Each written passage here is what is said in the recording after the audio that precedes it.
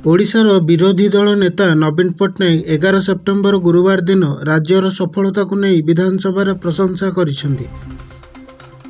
से कहिसेंती जे 2023-24 वर्ष रे जेतेबेले राज्य रे बीजेडी सरकार क्षमतार थिला सेतेबेले ओडिशा शिक्षा क्षेत्र रे एक उज्जवल रेकर्ड सृष्टि करिथिला।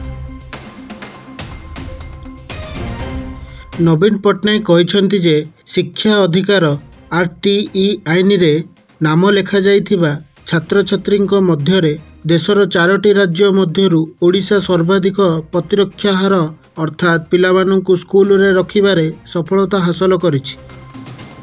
रिटेंशन हार यार अर्थ हेउछि स्कूल रे नाम लेखाइथिबा समस्त पिलांको मध्यरु केते जण सेमानकर पाठपढ़ा जारी रखंती आउ केते जण जारी रखंती नाही।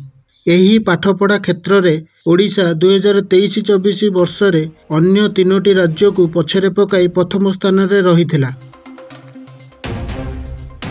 नवीन पट्टनायक एही सफलता को बीजेडी सरकार को नीति एवं प्रयासर फलाफल बोली वर्णना करिसेंती।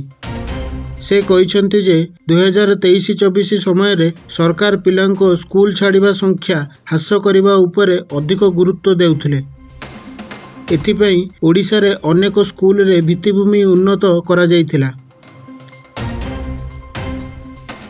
छात्रवृत्ति योजना आरंभ करा जाइथिला एवं पिलामानंकु पाठपढ़ा सहित जोड़िबा पई स्वतंत्र कार्यक्रम करा जाइथिला।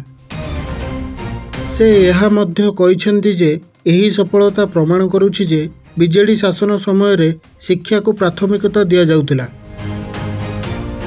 एवं प्रत्येक पिलांकु शिक्षार अधिकार प्रदान करिबा पई गंभीर पदक्षेप निया जाउथिला।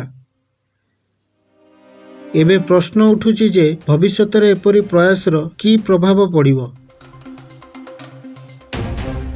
शिक्षा क्षेत्र रे राज्यर सामग्रिक विकास यात्रा पाई उच्च प्रतिधारण हार अत्यंत गुरुत्वपूर्ण। जेतेबेले पिलामाने स्कूल रे रही सेमानकर शिक्षा समाप्त करती ताहेले भविष्यत रे सेमाने समाज को भल भाव योगदान दे पारंती। शिक्षा संस्कार दिगरे बीजेडी सरकार करिथिबा कार्य आगामी वर्ष गुड़िकरे एहार प्रभाव देखाइबो। वर्तमान सरकार कौन ही सफलता को आगकू नहीं पारिबे।